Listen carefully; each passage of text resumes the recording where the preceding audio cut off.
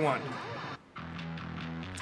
Welcome everyone to NSRA Simbox Truck Series regular season racing here at Dover International Speedway at the Bagcraft 180, a traditionally shaped oval, 1 mile in length, a lot of action, a lot of tight quarters. We are going to have some fantastic action for you here tonight on 3 Wide TV. I am Drew Eisman. Helping me out tonight is Carlos Acosta, who will be here, helping me out, producing and coming in every now and then to speak. But I think I'll be driving the show for the most part here tonight, and we have some pretty decent weather as far as track conditions are concerned. 77 ambient air temperature with that track temp at 129, kind of toasty here apparently in May of 2021, which is when the race is set. So that explains some higher track temps. So anticipating some slipping and sliding going on here tonight. Seeing a lot of guys running that upper lane here in practice. That is going to mean multi-groove racing at Dover, which is what I think everybody wants to see as we look at Miles the Monster holding up an old COT. Of course, the kind of mascot here at Dover. And of course, Miles the Monster, because this is the Monster Mile here at Dover International Speedway. A really fun, tough track. One of my favorite 1 mile ovals. Quite frankly, one of my favorite ovals in general here in the NASCAR themed iRacing side of the service. But so far in practice, we have John Cannizzaro up top. No big surprise there with Jason Gracias. And then Case Kallenbach in that number 84 machine. There we go. In third position, Martin Plute and Philip Scott running at our top 5. No huge surprises there. Martin Plute, we know we saw last night the amount of speed that number 4, in this case 04, can have. And then the 84 of Case Kallenbach, a little bit of a surprise. First time racing here with that number 84 machine. But we are winding down as far as the regular season is concerned. This is now with this race, including this race. So we have Dover, Michigan, and Richmond left. So 3 races left before we hit that cutoff for the NSRA Stay Tuned Sports Podcast Series playoffs begins, which is those 10 drivers kind of going by wins and 2 wild card spots. But it'll be interesting to see, can anybody lock themselves in that isn't currently locked in? I know that we have a few drivers up there that might be able to make that happen. But one thing to keep in mind here, folks, is that there is a minimum participation requirement here in the Stay Tuned Sports Podcast Truck Series. So that means even if that 04, even if that 84 were to win tonight's race, they probably would not be able, by the rule book, and as a matter of fact, would not be able to compete for that Chase Championship. But an opportunity for a lot of those guys currently sitting outside of those playoffs is concerned to potentially lock themselves in as we continue to wind down practice. Only about a minute left as that number 12, the number 1, the number 84, 0499 still our top 5. Don't anticipate a lot of times changing at this point in practice. Typically guys are maybe doing some qualifying runs, but you've run quite a few laps here after 59 minutes of practice that I think that those times won't change too much. I know my kind of strategy is lay down some fast laps early, try to figure out the track, make sure that what you're doing is kind of what the other fast guys are doing, and then you go into that long run pace, and then towards the end of practice, I always make sure that I kind of have refound what I need for that 1 lap pace. So maybe we'll see some times here change late in practice, though I do not anticipate it with only about 15 seconds left. Just gonna kind of update you as far as points are concerned. So right now, making sure, Mr. John Cannizzaro is our points leader because he has the most wins in the Stay Tuned Sports Podcast Truck Series with 3. Then it will be Jason Gracias, the number 1 machine. He has 2. Then Jordan Shepler, Chris Darling, Jeff Price, Justin White, and Ben Mashburn all have 1. So those are our top 7. And in points as far as wins are concerned. Those drivers are effectively locked in. Now, if we do have 3 new race winners, that's when things will start getting interesting. But we have one more spot that is available for one of those drivers currently outside or even inside the top, outside of the top 7 that don't have a win. If they grab a win, they're going to be in a comfortable position. Now, if, of course, we have more than 8 drivers that are that have wins, then it goes by points. And the top 2 in points that are not part of that top 8 will get those last 2 spots. As now we have open qualifying here. I don't think that this was necessarily anticipated, but it's certainly going to be interesting. Certainly going to be exciting. I'm surprised, quite honestly, I love open qualifying. I think it's really fun, especially on ovals, because it brings this extra element of excitement to this. Otherwise, can be kind of honestly like boring but high pressure 2 laps. Well, now 5 minutes open qualifying. Now you have to find a gap, Formula 1 style, MotoGP style, Le Mans style. You have to find a gap. You have to find some clean racetrack in order to put down that fast lap, because all it takes is one driver coming off the pit lane, and all of a sudden you're not in a great spot. Who is in a great spot is that number 99 Philip Scott, who's currently our quickest driver. But time's just going to keep coming in. There is no lap count limit, which is exciting, as that number 88 machine of Nick Kessler, who we've seen quite a bit of pace at certain racetracks from Nick Kessler throughout the season. It'll be interesting to see what he can do. Chris Darling and that number 11 machine has a win thus far, is essentially locked in. But we shall see as far as how those points shake out. He was 6th quickest in practice. It'll be interesting to see what that number 11 can do here in qualifying. That was a huge hit for Ben Mashburn in that 4 machine.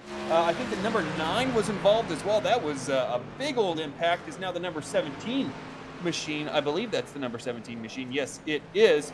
And the number 17 machine is, I believe it is Tristan Maher. In that 17. We've seen Tristan again, kind of, I think of him in the same realm as Nick Kessler, that he has a ton of speed, but just not consistently. Is now looking at that number 4 machine once again of Ben Mashburn, again, another one of those drivers that has a win, but again, the points can shake out a little bit interesting. We will see. And now the number 7 of Garrett Gleason, who typically is Peter's running mate on the Thursday series. He is out there on track tonight, trying to turn some good qualifying laps here, as is the number 23 machine of Travis White. Just putting in laps here, folks, with about 3.5 minutes a lap, so about 1.5 minutes left. Of course, you can kind of start a lap once that time has expired. Typically, not highly suggested. It's not like F1 where you can finish your lap even if you started with 1 second left on the clock. iRacing servers do essentially just change sessions after a couple seconds of that 5 minutes is concluded. But Philip Scott, ooh, that is a heck of a drift from one of the Randys into the outside wall. That number 25 machine of Randy Perdue into the outside wall there. But one thing that this open qualifying, I think, does for a lot of drivers is if you're not somebody who loves kind of just one chance at one lap, I think that this format might provide those other drivers that don't love that kind of pressure and format with the opportunity of multiple shots. It'll be interesting to see if anybody can knock off that number 99, as we just have all sorts of action going on here, as that is the number 34 machine of Garrett Austin. Now multiple Garretts here in the NSRA Sim Box. Or I apologize, not Simbox, that was last season. NSRA Stay Tuned Sports Podcast Truck Series. I'd like to point out that they are watching live, so double apology. Mr. Stay Tuned Sports himself, Jimbo, is absolutely going to be watching along. My apologies, Jimbo. when you're running mostly solo, you're going to have some small mistakes. Ooh, yeah, you've been fired. Yeah, it's okay. It's okay. You can fire me, and then we can just listen to the beautiful sounds of these trucks. Or I can talk. We'll see. Yeah. It'll probably be better absolutely. to have the beautiful sounds of the trucks. Yeah. I mean, I'm certainly not going to be able to talk nonstop tonight, so we will probably have some trucks here and there, just some we'll have some crank it up kind of segments going on, as that is the end of qualifying, and Philip Scott, our pole sitter. I mean, quite a heck of a lap by that number 99 machine. Is now we will pull up those qualifying results. As now we're focusing on that number 99 machine. So Philip Scott and Jason Gracias on our front row. Then it's Martin Plute, John Canizaro, Jeff Price, Randy Perdue, Nick Kessler, Tristan Maher, Christopher Darling, Randy Bledsoe, Matt Cherry, and Ben Mashburn round out your top 12. Then going on to that 13th position is Nathan Maurer, with Case Kallenbach starting to his outside. Then Adam Dama, a really good effort in that 28 machine, starting in 15th. It'll be Travis White, Doug Milner, Garrett Gleason in that number 7 machine. Then Justin White in 19th. Johnny Williams in that 69 machine, rounding out our top 20. Then Andrew Jensen, Jeffrey Johnson Jr., Garrett Austin, and Joshua Corner in that number 9, rounding out our top 24. And then rounding out our field will be Scott Tompkins, who I don't anticipate running. He is our eye in the sky, our race official. Then it's Vincent Valvano and Stan Hausman, Jason Shue, Tony Lucarelli, Stephen Doziak, not setting times. But there we go, folks, our starting grid for this evening's. Ooh, I put my little paper aside with the race name on it. Here we go. Bagcraft 180 here at Dover International Speedway. Drivers gridded up, ready to go. And I'm going to have a sip of water before we get this thing going. Enjoy that water. I've already had a couple sips myself. So hopefully everybody's having a good time. I know I am. I know people are wondering, hey, where is the beautiful sound of Peter Short, everybody's favorite 308 TV commentator and producer? And who is this not as smooth sounding guy?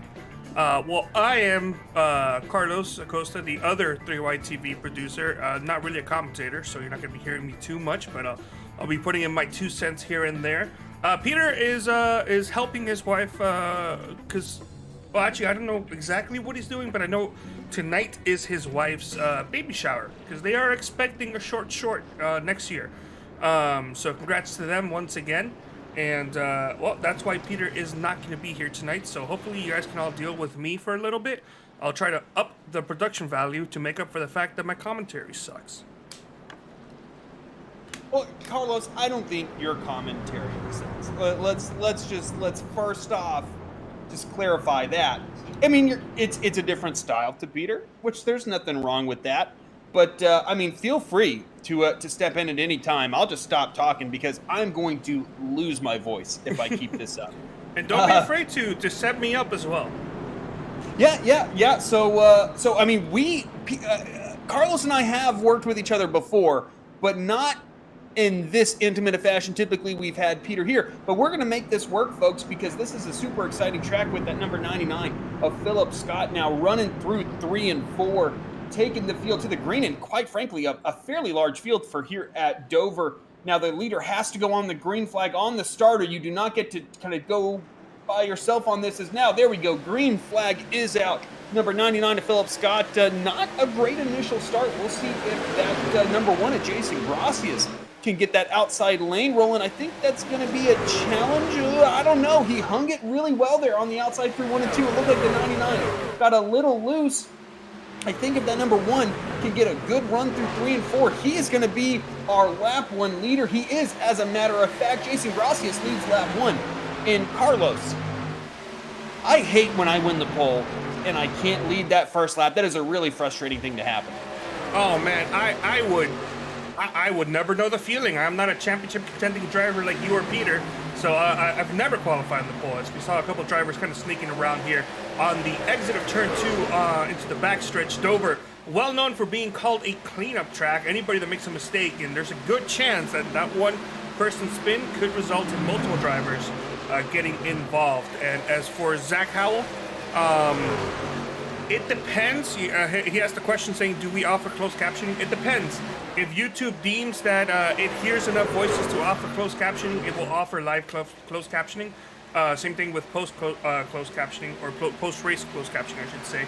But I am looking into adding like actual live closed captioning very, very soon. But for the time being, it depends on YouTube. Yeah, and I mean, Carlos and Peter are far more technologically savvy about that stuff than I am. I'm just basically one of those ESPN talking heads that doesn't know anything about any of this software or anything like that. I just show up as many Fridays as I'm able to, and hopefully provide some decent commentary for everybody watching on YouTube. Thank you. As a matter of fact, not too long ago, we were able to surpass 1,000 subscribers, which is huge for us as a channel. So thank you so much to everybody who is subscribed. If you're not subscribed, please do it. It really helps us out as a channel, as that number one machine of Jason Gracias with the race lead, though not scooting away from Philip Scott. No real surprises here, is especially early on with these trucks, they're going to be handling fairly well, and a lot of the top 10 is really, really close together. But we are seeing some stratification further down the grid. Basically, there's a decent gap from 6th to 7th. Other than that, everyone's pretty close together. Is now the number 99 of Philip Scott trying to make a move on the inside. I think it's going to be really, really hard to make that inside lane work as far as attempting a pass for position is concerned. I just didn't see a lot of guys prefer to run that inside lane in practice, so I think it's going to be really hard to make that work, although that number 88 machine of Nick Kessler is able to get by Jeff Price for 4th position right there. And Nick Kessler, kind of one of those drivers that, I'm anticipating some speed here from him based on his qualifying efforts, based on where he's run in practice in the top 10, as we already have a driver on pit road. I believe that is the number 9 of Joshua Corner. And that is not a great start, because if you make a green flag pit stop, you're not losing one lap here at Dover. If you actually stop in your pit box, you're definitely going to lose 2. So that is not a great start. Is that number 99? I'd like to say something. I quickly looked at a replay. It looks like he is suffering from connection issues. He was blinking horribly, and that would explain why he's kind of messing up the pit stop graphic at the bottom of the screen. But it just does seem like as if he's kind of suffering through connection issues. As we see the 17 in the wall. Not the 17. Who am I looking at? Is that Randy? That's Randy. Yeah, that is the 04 there, Carlos. Oh, sorry, Martin. The 04. Yeah, of Martin Plute. And we saw last night a lot of paces. I was in that race. I was not happy with the end result, but, it is what it is. But the 04 had the 4 in last night's race at North Wilkesboro, not completely as dissimilar as you would think between North Wilkesboro and Dover. Both some kind of high banking, really precision-based tracks. You really got to nail your line to be quick at both of these tracks. Honestly, maybe more North Wilkesboro than Dover. Dover, you can probably play around a little bit more with your lines. But that number 4 machine last night, 04 tonight, had a ton of short run pace. Oh my goodness, was that Matt Cherry that just ripped the right front off of his truck. He is going to really struggle with that amount of damage. And that is what can happen here at Dover if you... Oh, no, that's big contact! Oh, is that going to be our first caution? There's no caution yet. Still no caution. There we go. There we go. Yeah, Justin White just threw the caution. That certainly deserved one, as some huge impacts going on down the front stretch. And that's what you were talking about, Carlos, the self-cleaning track. It's not necessarily self-cleaning. It kind of is. It is certainly through the corners because of the banking. But there's, especially on the front stretch, nowhere for these trucks to go, as now you're going to see the 54 get into it with, I believe, Adam Dama. And then the 23 involved as well. Yeah, it's that classic netcode there, Carlos, where you're not even touching the truck next to you, but iRacing thinks you are. Oh, he was done dirty by iRacing there. Oh, man. Not even close, and he got caught up in that incident. Yeah, it's always really rough when, there's like half a truck width between the 54 and the 23 right there. And nope, that's iRacing for you. Yeah, I know. On the last lap of last night's race, we had one of those weird wheel-to-wheel contacts, and that kind of ended my ability to compete for that race win. And sometimes iRacing does some kind of wonky things that it shouldn't do, but it does do from time to time. Is a lot of the drivers involved taking the opportunity to get their trucks fixed up. The 04 doing it as well of Martin Clute, who is weird. We are looking at right now, who had some substantial contact with the outside wall. I think, the 17 of Tristan Maher.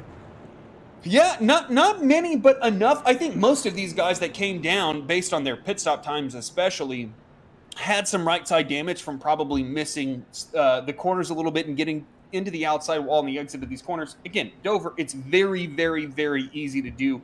You got to make sure that on exit especially, you nail your lines. And so I think a lot of those guys are probably getting their trucks fixed. I think the 17 is probably the first driver of Tristan Maher to not do that. But now we're kind of going through our top 5. That was Jason Gracias, Philip Scott, John Cannizzaro. We were just looking at Nick Kessler. Here's Jeff Price. Those are our top 5 drivers, with Randy Perdue in the 81 machine. In 6th position, then it's Chris Darling in that number 11, fairly familiar to those who watch regularly.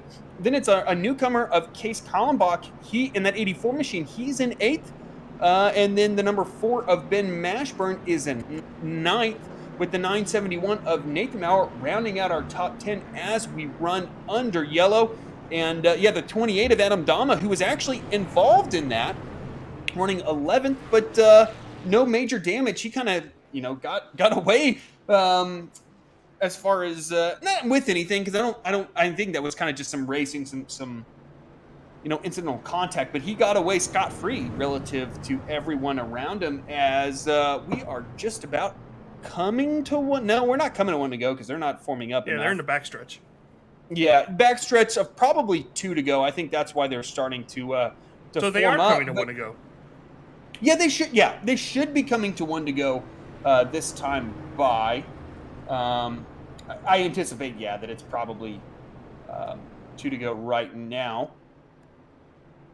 But I honestly think at a track like Dover, this is probably kind of a welcome break for a lot of these guys. This is one of those tracks that, even in iRacing, I mean, quite frankly, like North Wilkesboro was last night, I know at one point I was gripping the steering wheel so hard that my left hand went numb, Carlos. Like, completely went numb last night in the Beer Street Journal Grand National Series. And then I'm like, hey, dummy, stop gripping the wheel so hard, just because it's one of those tracks that's really physical, really demanding, just kind of mentally. For these drivers. Dover's another really similar one. Dover, there's not really a chance to ever take a break. You get on the through 1 and 2, you have a split second down the back stretch, and then you're back into 3 and 4, and then another split second down the front stretch, and it's just kind of a constant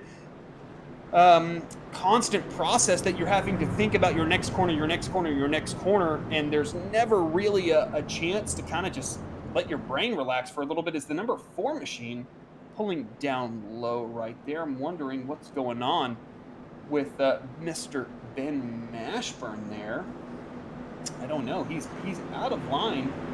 Now coming back in line. Maybe he was texting. Yeah. Who knows? Hey, he was responsible. He didn't text, stand, or do whatever with trucks around him. But that number 99 of Philip Scott, not our race leader, but our pole sitter. He's going to be starting second on the inside lane. Our leader, Jason Gracias, taking that outside lane. No big surprises right there. Although I think that could shake up the field here on this restart. As here we go.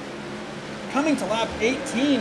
Ooh, that 99 might have changed lanes there, Carlos. And if he did, that would be a big, big, big penalty.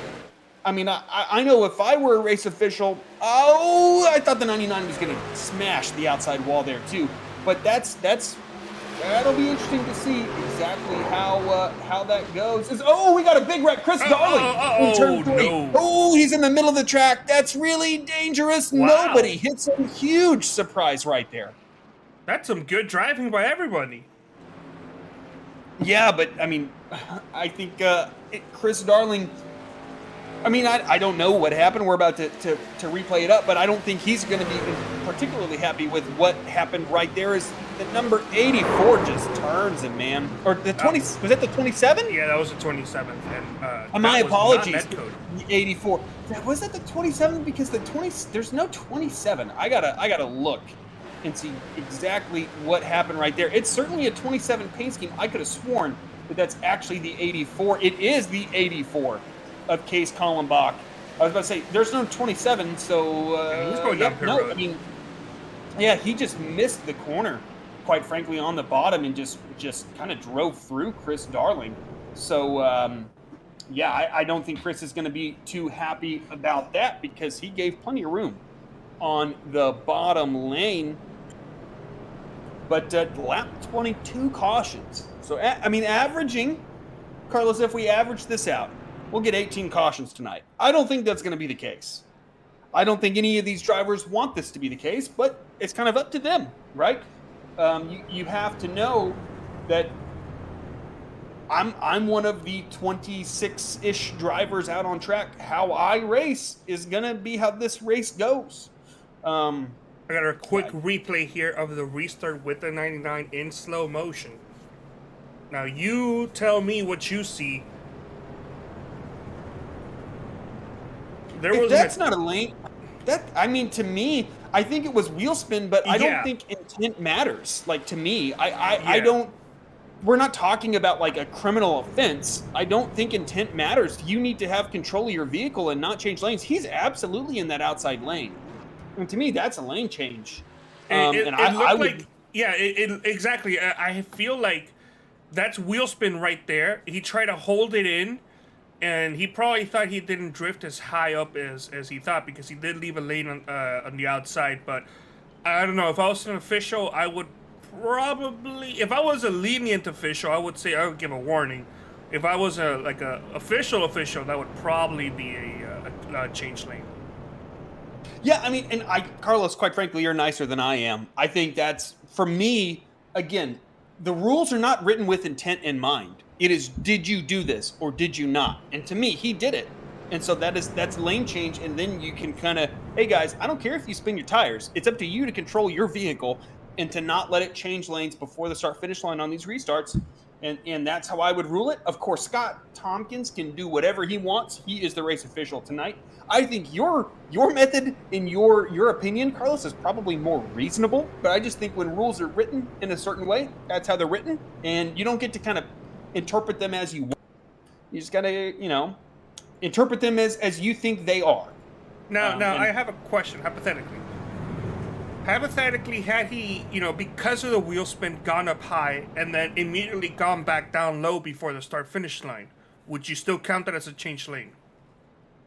I think had he gone up as much as he did and still gone low, that's a really good question. I probably would still penalize him because ultimately you did still change lanes. Right? One degree, but we got a little bit of time to kind of contemplate this. I enjoy this stuff. I enjoy kind of contemplating rules. Yeah, I'm kind of a boring person. I contemplate in the shower, but I can do it here. I love Socratic method of just questioning things. I'm a big old nerd when it comes to constitutional interpretation. I love just kind of debate. I have another one that we can quickly try to figure out on the backstretch. Let's do it. Because when it happened, let's say he went up and then went back down because of the wheel spin. It didn't affect anybody else because of the fact that the guy on the outside didn't get a good run. But what if the guy on the outside had to check up for him? Would that for sure make it a penalty? Oh, absolutely. Even, again, I don't think intent matters unless it's written into the rules. If it's, you have to intentionally change lanes in order for it to be a penalty, then there you go. It has to be intentional. But as far as I'm concerned, as far as I'm aware, it's not written that way. It's if you change lanes whatsoever. And there we go, the 99. Ooh, another wheel spin. Didn't do it this time. The number 99. But no lane change there, and so I think he would have been penalized thus far if he was going to be penalized. So I think now we know what Scott Tompkins views as a lane change and what he doesn't as another good restart for that number 1 machine. Yep, I do apologize. I forgot to get the graphic back up, so it showed a caution there for a split second, but we are under green flag conditions.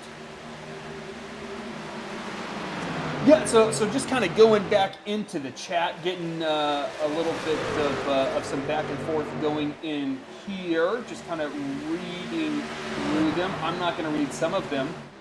Garrett Gleason with some colorful language. Yeah, I feel you, Garrett. I feel like in my racing, I've kind of had some not great luck either. But yeah, I mean, half and half from Mr. Jimbo himself. I mean, but to me, if it's not a 0, it's a 1, and if it's not a 1, it's a 0, right? It either is or it isn't. So if it's half a lane change, that's a lane change. 3 wide on the backstretch. Oh my goodness, 3 wide on the backstretch. That's absolutely insane. As Chris Darling now trying to make his way up back through the pack. That's some pretty exceptional efforts by that number 11 machine. I thought he was just going to put the thing in the holler and collar a day here at about 8:30 Central Time. As the 04 gets into the outside wall, I was just keeping an eye on that pack. Back there is multicamp. Carlos, we have not done this before, as far as I'm aware, here on the Friday night's NSRA Stay Tuned Sports Podcast Truck Series. Some multiple actions going on here with the 41 machine. I think that's Vincent Valvano. Is that Vincent Valvano? I don't know. There's no 41 actually. Stephen, oh wow, I can't even get it out. Yeah, no, there's no 41. So someone's running the wrong paint scheme. So shout out to whoever's running that paint scheme. I don't know. Same with the 27. First name was Stephen, that's for sure. So I mean, I can just look at the timing and scoring and see who the 84 is running around. That's going to be further back than where I'm looking. Stephen Doziak Jr. in the 41. Yeah, that is Stephen Doziak. He's just not running his. He's running the 55, 29th right now. Yeah. Yes, I mean, yeah, or he's qualified 29th, running 20th right now, just inside the top 20. Is the 04, Martin Clute, is just having himself some disagreements with that outside wall. I think that's about the 5th time he's made contact with the outside wall there. As, just some crazy side-by-side racing here, back further through the pack. As, Doug Neal, did Doug Neal just join us, or is he spectating? Oh, Doug Neal's spectating, unfortunately. Normally the driver of my favorite racing number, the number 77 machine. But looking back at John Canizaro on that bottom part of the screen, currently running in 3rd position. And the top 2, Carlos, have kind of pulled away from the 3rd and 4th place drivers who have been pulled away from the 5th places. Oh, another caution. Oh, my goodness. The 25, that's a Randy. That is a Randy involved, Randy Perdue. And then the number, I think that's the 34 of Garrett Austin with engine damage. The number 04 of Martin Clute, who, has had some disagreements with the outside wall, now a disagreement with another truck, and some smoke coming out from under the hood of that 04. We'll see what happened right there. And, the 28 misses turn 3 completely. The 25, and here we go, self-cleaning, boom! Boom! Multiple big impacts, and unfortunately, that is going to be quite a few drivers' days right now. Unfortunate for sure. You can see the incident up ahead happening, and the guys are already slowing down, but the self-cleaning track, it's quite hungry, and it ate up like 3 or 4 or 5 trucks there. Yeah, Miles the Monster's known for eating some of the on-track competition, and he was certainly hungry there. But yeah, the 28, I think he was too low on entry and just was always going to wash up the track, given his line going into turn 3. And just unfortunately, that was the 25's expense. And then the 34, nowhere to go. You see him slam on the brakes to the point where he was dead sideways. Yeah, in the air he hit so hard, and then the 04 went into the back of the 34. And then who is that last driver involved? The black and red truck, Carlos. Could you make out who that is? Nope. I can't either. I don't know. It's a different scheme. I'm used to seeing the same. Hey, this is what I am a big fan of consistency with schemes, which is a little hypocritical, as I feel like I run a different scheme every single week. Tony Lucarelli. Tony Lucarelli. Unfortunately, unfortunate for Mr. Lucarelli. Ran out of some Lucarelli right there as he just smashed. Boo! Yo, come on! That's not that bad. As the number 1 had to get out of the way of the number 9 of Josh Corner right there, getting that Lucky Dog Award. There we go. Our Brookstone Animal Hospital Lucky Dog Award winner right there, folks. That number 9 of Josh Corner. I'm just going to give it to him. I don't know if he actually is or not. I'm not as good at timing and scoring as Peter is. But there we go, folks. Our Brookstone Animal Hospital Lucky Dog Award winner, Joshua Corner, who had those connection problems early, I believe.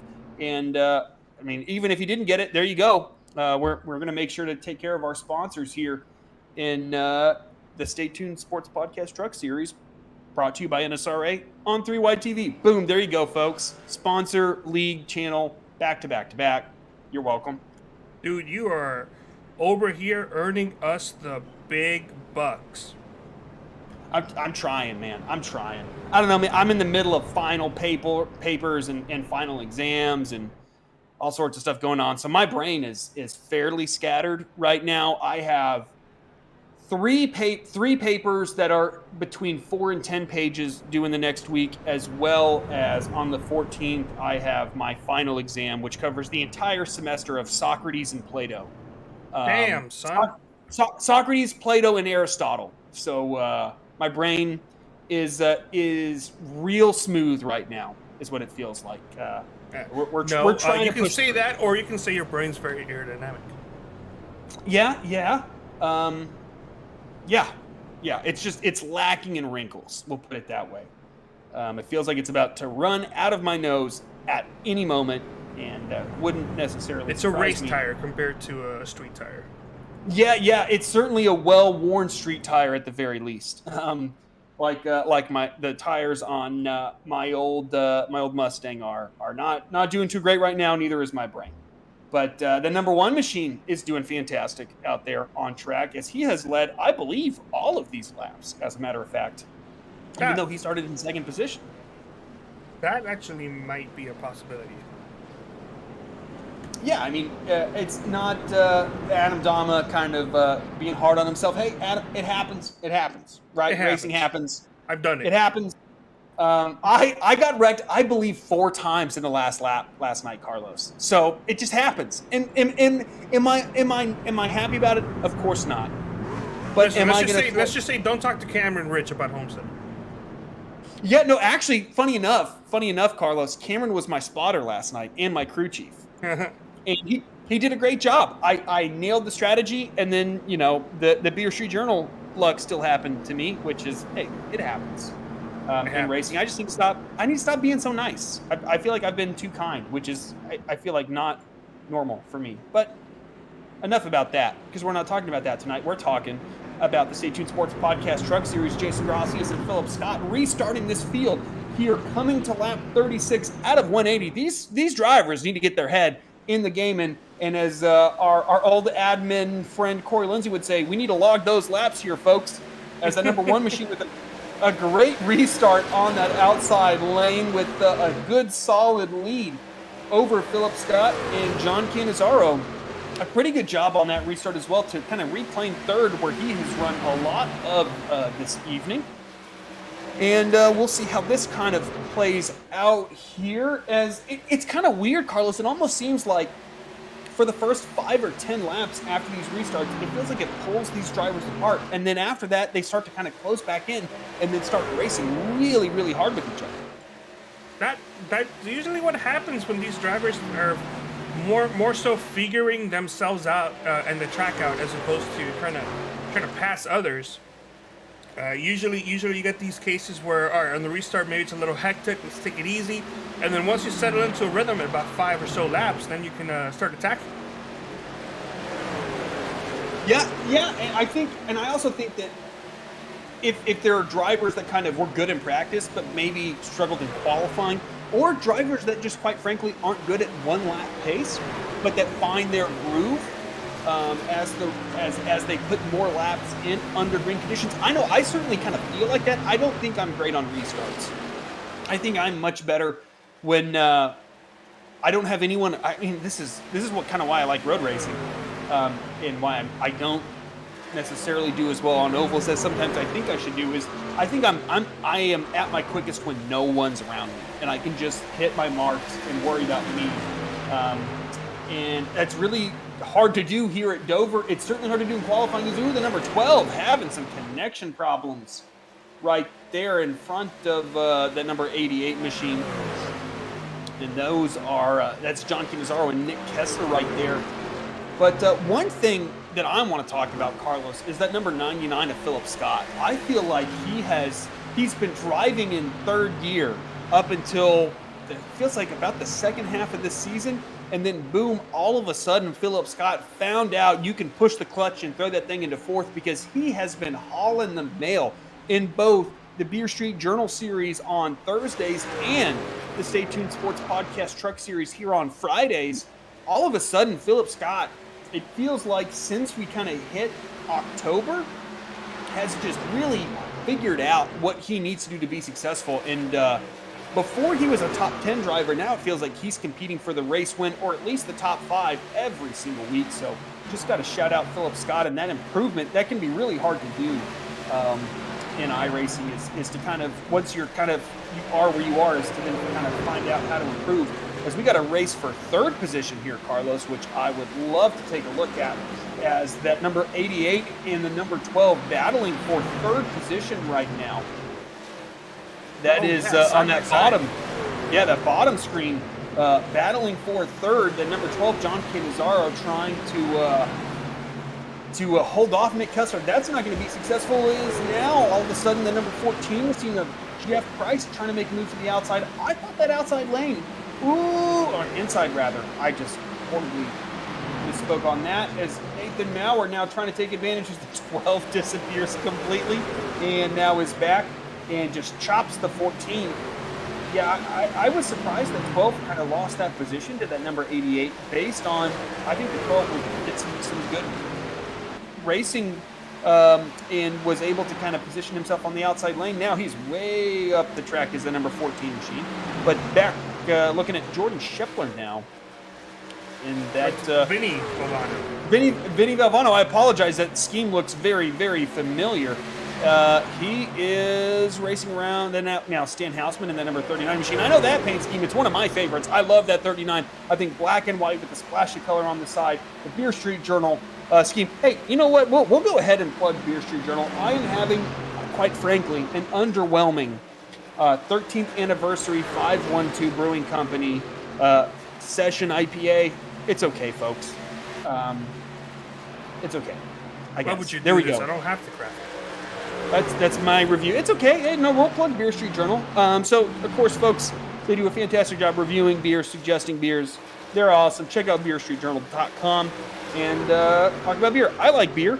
I think most of our audience probably likes beer. I would just kind of avoid the 512 13th anniversary IPA. It's kind of underwhelming, and I feel like I could have spent my $10 better. But, I'm drinking them. $10 so I guess it's not that bad. for beer?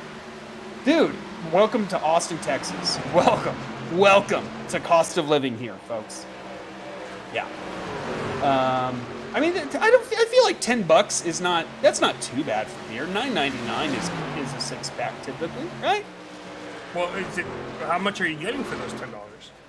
I mean, so it's a 4-pack, but a pint each, Okay. right? So I thought it was just one beer. Oh no! It's 4 pints of beer. But okay, we need to tell these beer makers to stop putting stuff in cans. It makes it taste like aluminum. It's not good. Put that stuff in bottles. It tastes better. That's my rant. Rant over. It drives me insane that nothing comes in bottles anymore. Anyways, back to the on-track action. That's the number. Is that the number 12 machine of John Canizaro? Who's Yes, it not is. Not having a great time. All of a sudden, falling back to now 9th position, having started in 4th, was 3rd on this restart. That 12 has burned his stuff up there, Carlos. That sometimes tends to happen. You start off strong, and then you either, because of how fast you're going, burn out your tires, or you make a couple mistakes and you burn out your tires, and you just can never seem to recover. And you start this chain of one person passes you, then another person passes you, and you're put on the outside, another person passes you, and you just can't get yourself back in a rhythm. And you know that the moment you can get yourself back in a rhythm, you'll be able to stop the bleeding. But until that happens, you're just going to be dropping back. And we've seen him drop like a rock. And fortunately for him right now, he seems to have stabilized in the 10th position. But unfortunately, that's down 6 spots from where he started in this race. Yeah, it's not great, and I know Mr. Canizaro's exceptionally quick over the course of a lap, but I think we've seen this pattern from him where he can't overdrive.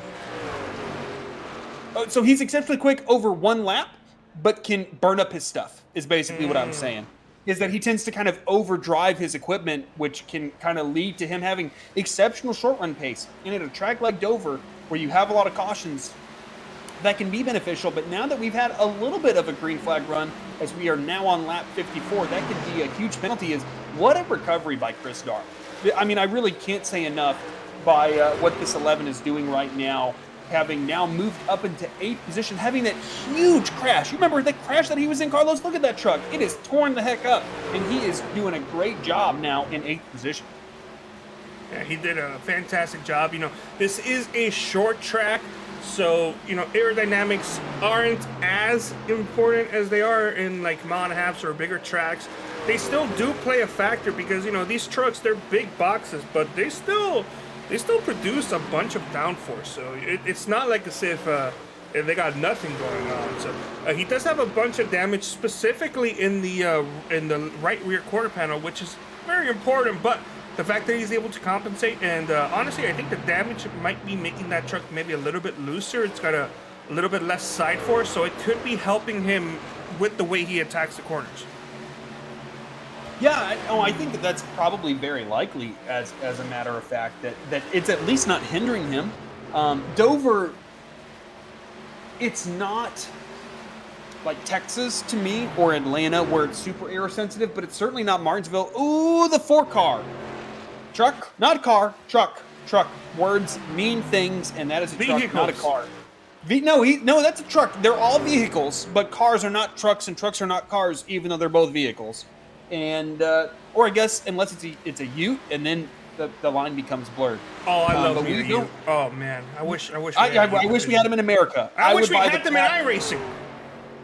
Why does Chevy not make an El Camino? I don't know. It would be like a 400 horsepower El Camino. I would buy that. Would El Camino be considered a Ute? As we have Jason Gracias going down pit road. Yeah, our leader coming down pit road. We should talk about the on-track action. You can see how Peter keeps me focused on what's going on, because I definitely tend to kind of ramble and rant about things that aren't necessarily racing related. But the number 1 machine coming down pit road, the number 88 machine, the 11, the 12, all coming down pit road, all top 10 drivers, including our race leader, as the number 17, the Tristan Maher, I believe might be our race leader. It's so hard to tell in real time. I think it's Randy Bledsoe, and that number 81 Randy Bledsoe machine is currently the race leader. Yeah, so Randy Bledsoe is our race leader, then it's Travis White, and then Tristan Maher's in 3rd. But this undercut is going to be very interesting. Just going to kind of go through, let's go through the number 1's lap times here, Carlos. You need to pull this up. This will just be for my kind of research. Lap 5, he ran a 23.5, which was his quickest lap. And then on lap 56, he ran a 25.1. So a second and a half fall off right there. So I think this undercut's going to be really, really powerful. Although I think it always kind of tends to balance out a little bit, because then you're going to gain a couple tenths if you pit later. I can't believe that 33's in his pit box. That was a heck of an angle for Jeffrey Johnson Jr. in that number 33 machine. Look at that. Normally they don't service the truck when you're at that angle. The car's right there. It's not a car. The truck's right there, crew. Yeah, but iRacing doesn't care, right? Like, you can be an inch too far forward and you're not over the line, and iRacing won't change your tires. It's like, slow me down, but at least help me, please. I don't have to back up and look dumb on a broadcast. I can do that just fine without a broadcast. Yeah, okay? I don't need your help for me to look dumb. Yeah, I don't need iRacing's help, okay? Thank you, sir, ma'am. I appreciate it. As pit cycles continue, but the number 81 continuing to stay out. Interesting, I think, Carlos, because you're kind of gambling on a caution at this point if you're the 81. Or maybe you're trying to cut a stop out. I can't. Let's see. Okay, so we are running the 75% fuel limit. Oh, yeah, that was number 14. Did he get sideways? Sometimes a little sideways going down pit road, a little too much rear brake. Yeah, yep, that is a problem. You get that wheel hop going, you kick that rear end out. Sometimes you don't even get wheel hop. It just decides, nope, you're drifting. Congratulations, figure it out. And the 14, though, did a good job. Sometimes, though, Carlos, you don't have to be crashing. You can just be too sideways, and iRacing will throw the caution. It's very strange how that can happen sometimes. As the 14 now in his pit box is Jeff Price. Now, it really feels, Carlos, and that's me knocking on wood. I don't know if you can hear that. I'm going to hope my dog doesn't bark on that, because sometimes he does. But it feels like a long green run, does it not? Yeah? Well, I mean, we've gone a bunch of laps under green flag conditions. Yeah, let's not knock on wood, but yeah, these guys are doing a great job so far. As you see Stan Hausman going down Pier Road in the PYTB multicam. And yeah, Stan Hausman coming down. The number 99 of Philip Scott, I believe when the cycle's out, he'll be in third.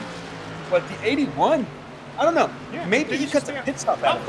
How far can they go? Realistically. Yeah, he last went down pit road. Hold on. He last went down pit. We're gonna do some math here. He last went down pit road in lap 32.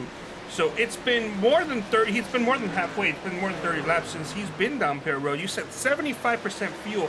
Just how many laps do you think they can go, and how many more times do you think they'll have to stop? I think it's probably 45 to 50 laps. I got to, right? Like at Dover at 75% fuel. I don't know. I'm so bad at fuel mileage and just strategy in general. Like I'm terrible at it. That's why I'm not good at math either. I begged Cameron to please help me stop being dumb and losing races that I should win. And he helped me, but and we nailed the strategy last night. And so that feels great. And I'm sure it feels great if Randy Perdue nails this strategy, but I don't know. I mean, I think we're gonna know the fuel mileage these guys can get, how many laps they can do on a tank once this 81 comes down. Because at this point, I think you have to just kind of, stick it out and then run that thing dry and hope it works. Because I think at this point, I can't quite read that, Carlos. How many laps? Neither can I. It's 6. It's not 6. It can't. Is he pitted at all? He has gone down Pier Road. All right, so something's going on with SDK today where it's acting a little funky. Like, for example, I said earlier that Steven Doziak Jr. was running 29th. He told me, no, he's running 20th. He started 29th. He's showing in here and in the broadcast feed as being in the 29th position, actually 30th right now. But he's on track. He's doing stuff. My main feed doesn't have him. My secondary feed has him. I don't know what's going on. I think actually this might be more of an iRacing issue. I know why. Steven Doziak is in two numbers. The 55 didn't start the race in his 30th. The 155 is in 4th, Carlos. That's what's going on. I don't know how you do that, but he did it. Tony Lucarelli. Tony Lucarelli in the 155? Yeah. Well, I don't see that. I see Steven Doziak Jr. in the 155. Who knows, man? I don't know. I don't know how iRacing works, but that's what I'm seeing on my iRacing timing and scoring. I'm seeing the 155 of Steven Doziak in the 4th. I wonder if he joined in the wrong manufacturer, and that's why. Steven Doziak Jr. The 55 shows as the Toyota. Yeah, and he never runs Toyota. I think he runs Chevy. Chevy. The 155 is a Chevy. There we go. There we go. Look at my memory working. I think the 155 is, in fact, Steven Doziak. I don't think Tony Lucarelli's in. All right, keep talking for a bit. I might be able to overwrite this.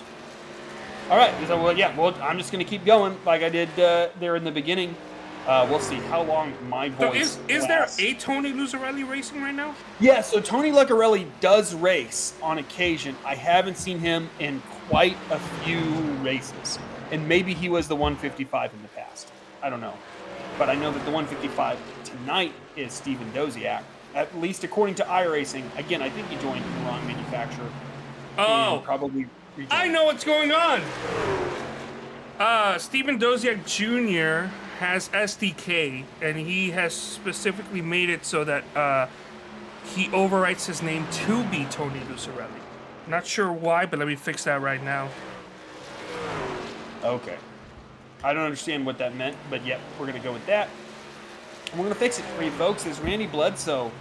I mean, I can't tell, and I don't have the ability to.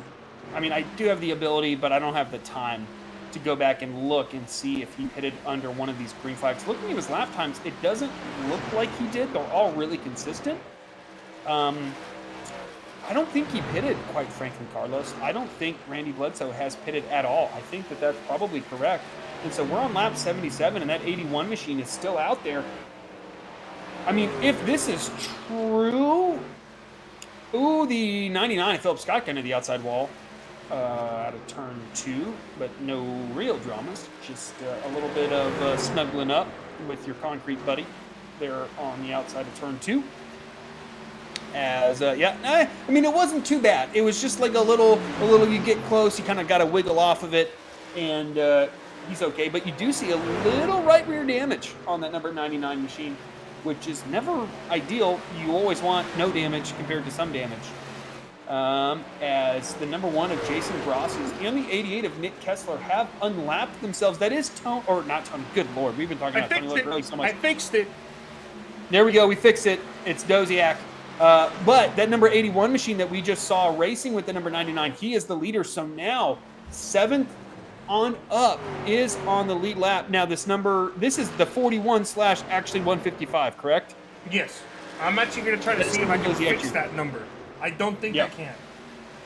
No, that's a stamped paint scheme, unfortunately, somehow. I don't know. No, I'm talking about the graphics.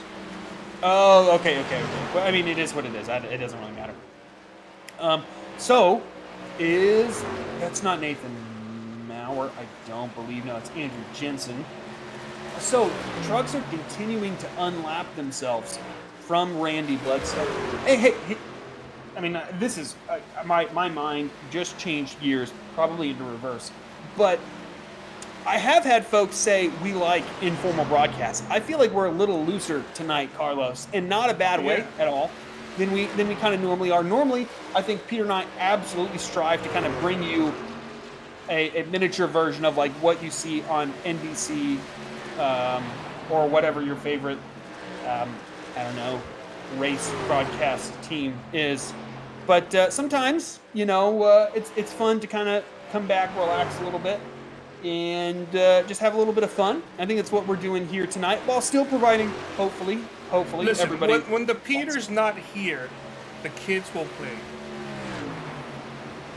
Yeah, they will. And Peter, we'll see. Well, I mean, I'll probably so cool story, Carlos, and some behind the scenes for everyone back home.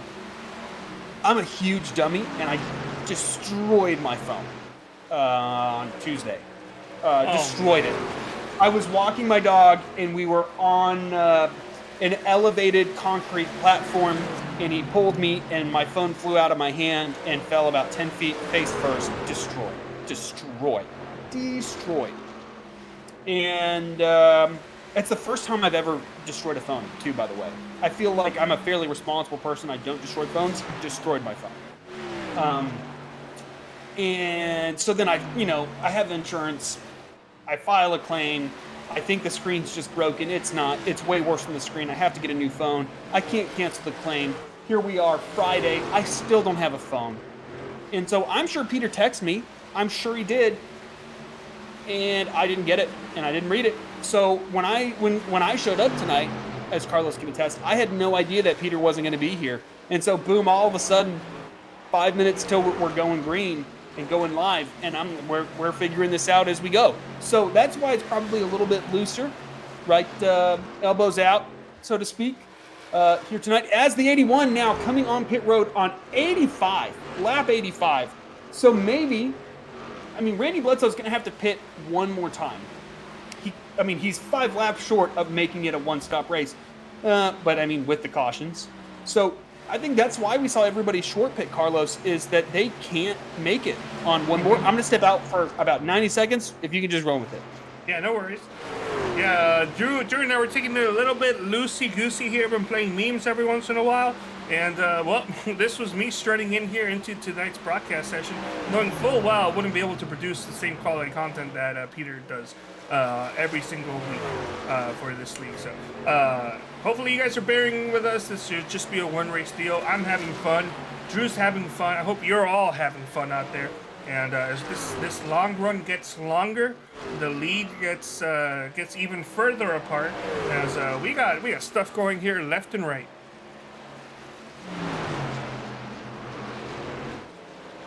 That's right, Drew is not here. I did not fill 90 seconds. I need to vamp. Completely forgot about. Who's my pick to win? Says Stay Tuned Sports.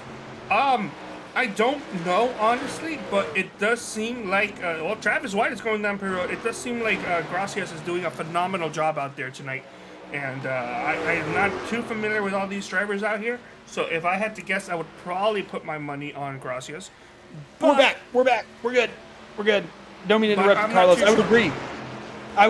I would agree that I think Jason Gracias is probably the driver to beat thus far. I don't think anybody's been able to challenge him on raw pace, and I don't think that anyone has been able to challenge him on strategy. Unfortunately, the 81 came back down pit road, so a speeding penalty for that number 1 machine. Pretty brutal. Oh man, he's gonna need some icy hot for that. Yeah. I kind of wish that I would have known this would be extra loosey-goosey, because we might have gone for something more aggressive than beer. But hey, I try to be responsible and bring the folks a decent Travis White. Product. Oh yeah, Travis White though off the track. I don't anticipate that's going to bring out a caution unless he kind of joins while he's too slow relative to the trucks around him. Nope, I think that is going to remain green. Here, just past halfway. Carlos, we made it. We made it to halfway. We are still halfway. Hey, I think it's time for a little party. Here we go. There we go. Carlos, bring in the party. There we go. I don't know what that is, but that's it's what? Das Boot. Das Boot. I'm not familiar, but it is Das Boot. So there you go. Watch it on YouTube, and I'll have to figure out what that is. No, it's the boot. It's the boot. It's something you drink out of. But what's the video? That's my question. I don't know. It's a meme. Oh, okay. Well, I'm not. I apologize. I'm not well versed on meme culture. Drew's just letting the ball slip right on by. I know, man. I'm whatever that Red Sox player name was. That was not a Red Sox player. Yes, it was the Red Sox. No, not this guy. That's Toronto. But I'm saying the Red Sox player who screwed up and cost the Red Sox the series. I don't know. I'm not a baseball player. Yeah, that was back in the day. Yeah, that's what I said in the 80s. Look, I wasn't paying attention to you. Oh my God. Wow. Bickering. We're bickering here, folks. My apologies. God bless you. You sounded like you sneezed. I don't know if that's me or Carlos, but my apologies. Get Garrett up there. I'm fired again. I'm fired. I'm fired. Fired again. Yeah. So my apologies, Jim. Is Garrett off track? Garrett is off track. He's been off track for 29 minutes. Something get in here. We need some form of control. No, Garrett's racing, bud. What? Garrett's 16th. Garrett Austin. Oh. Garrett Gleason. That's right. Yeah. Yeah. So listen, there is. I'm what you might call an idiot. No, you're not an idiot. You're not as intimate for like kind of almost. You need to stop saying the word intimate, dude. That's the second time you've. No. Dude, okay, we're gonna get real intimate tonight. Okay, I'll put on my like radio voice and I'll make everybody uncomfortable. But no. So like I feel like we have a good enough relationship with our viewers on YouTube in the chat that there are definitely some kind of inside jokes, and one of them, Mr. Steve Harvey, one of them is that Peter gets Garrett and I's name confused. Not infrequently. He'll call Garrett Drew. He'll call me Garrett. I've done that. I've been guilty of that multiple times. Yeah, so and the viewership is aware of it enough, so I think that's kind of where that Mr. Jimbo's comment came from. So that is, I mean, hey, it's good. It's cool to have people who watch enough to kind of have some inside jokes. I don't think Peters called me Garrett that much. He called Garrett Drew every single time during a broadcast fairly recently, which made me feel great. I got to be honest. That means he's thinking about you. It's an honor that one of the best drivers and broadcasters that I know thinks about me enough to confuse someone else with me. No, I'm not going to complain about that. As I got to say, this has been a fun broadcast, and Jason Gracias is just taking names out there. The number 88 of Nick Kessler doing a really good job, just under 3 seconds behind the number 1 machine with Philip Scott in third. Now Philip is 6.5 now. He actually cut about 3 seconds, 3/10, not 3 seconds, 3/10. Darling down pit road. Yeah, Darling down on pit road. He can probably make it from here. I don't know. That's 80 laps. That is 81 laps. Yeah, that's a big ask for him. Maybe his fuel strategy was a little wonky as well. But the 11 trying to make something work here. As the 971, I can't imagine that is not a speeding penalty. We will find out once Mr. Nathan Maurer gets into his pit box. On the bottom of our screen now, the number 99 of Philip Scott, as my dog is promptly sniffing everything around me. It is incredibly distracting. Philip Scott doing a good job in third place. I think he's going to be a little frustrated considering his pace in practice and in qualifying, but a good effort from the 99 nonetheless. Is the number 1 on pit road. Yeah, I think that's a penalty, isn't it?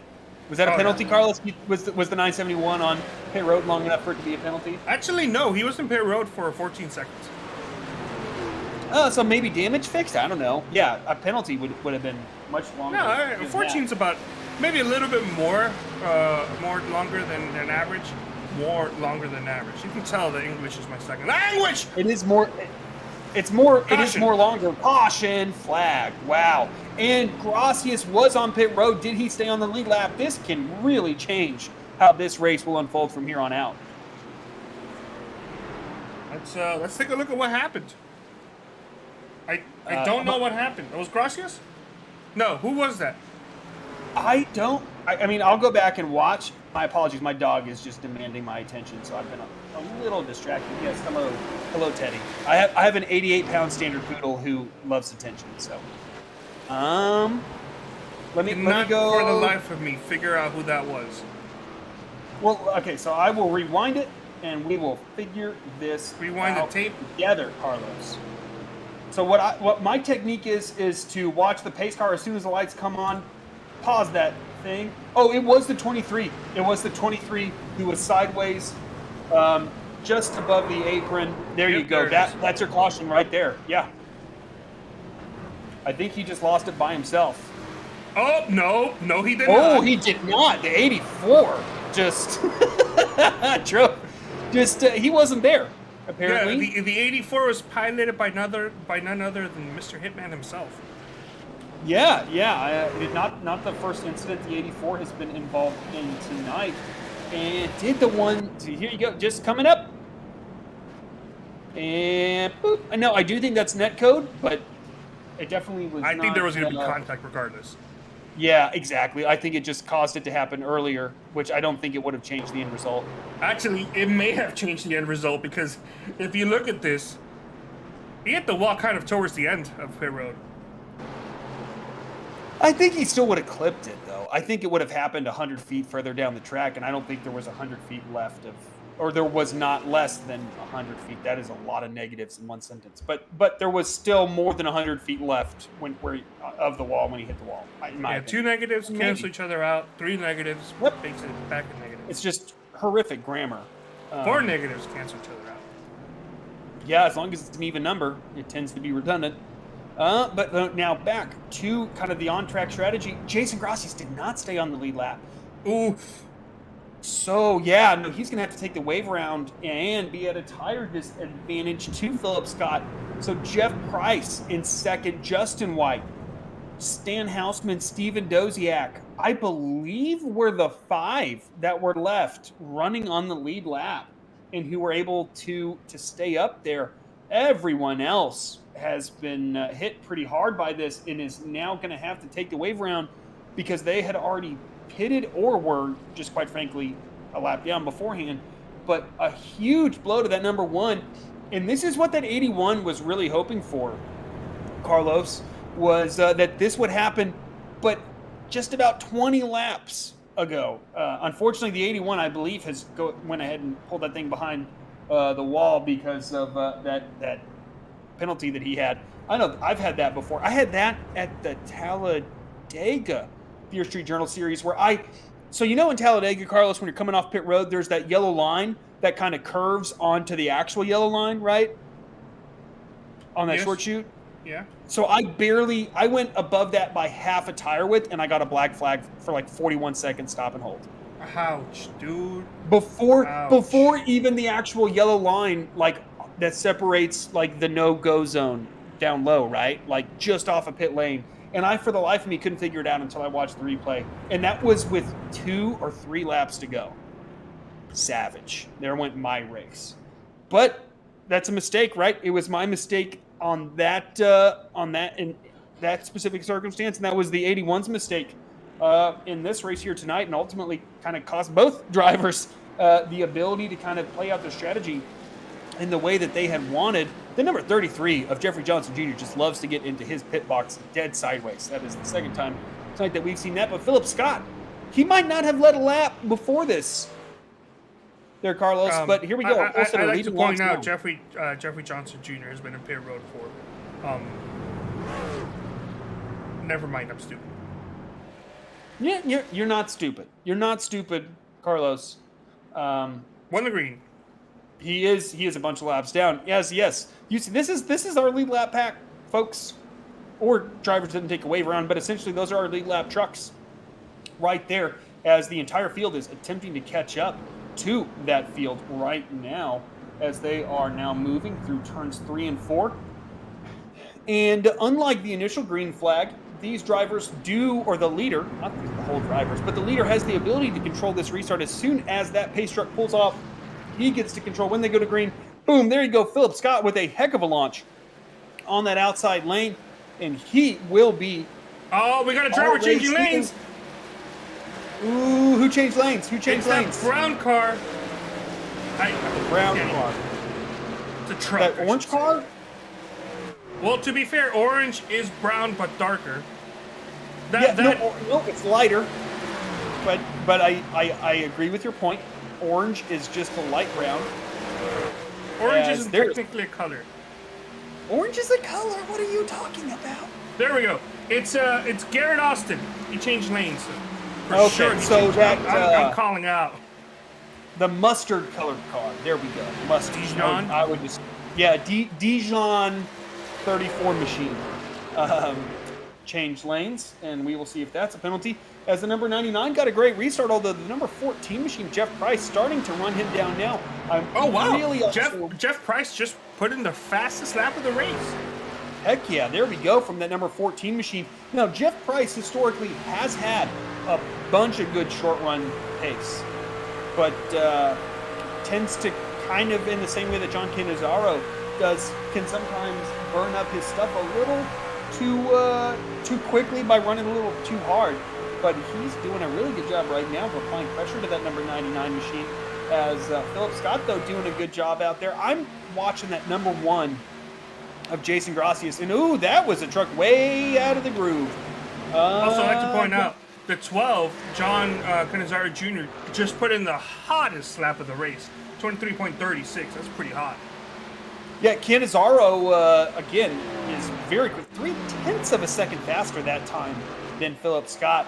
Jason Gracias, not really any faster. I think he needs another caution, which is certainly not out of the realm of possibility to get himself back in this race. I just think he's at such a tire disadvantage that it's going to be really hard for him to not lose any. Well, actually, he was 2 tenths quicker than last time by, so who knows?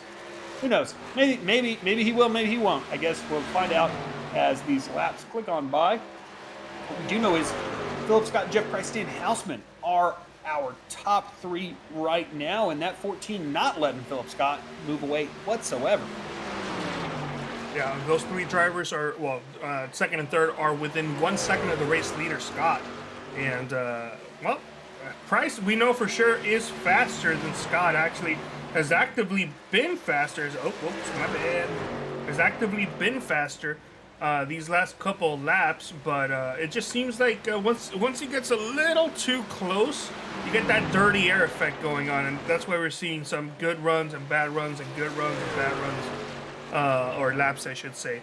But that'll be something that we need to see if it continues as the race goes on, because you've mentioned before, 14 is a lot like number 12, where they'll probably run for some hot laps and then fade away very quickly. Yeah, I mean, we'll see. Maybe not, though. Maybe not. You know, sometimes those drivers get stuff figured out and are able to figure out what they kind of did to burn up their stuff on previous short runs or long runs, and then, you know, adjust as necessary. I mean, I sure hope from a spectator point that that is the case.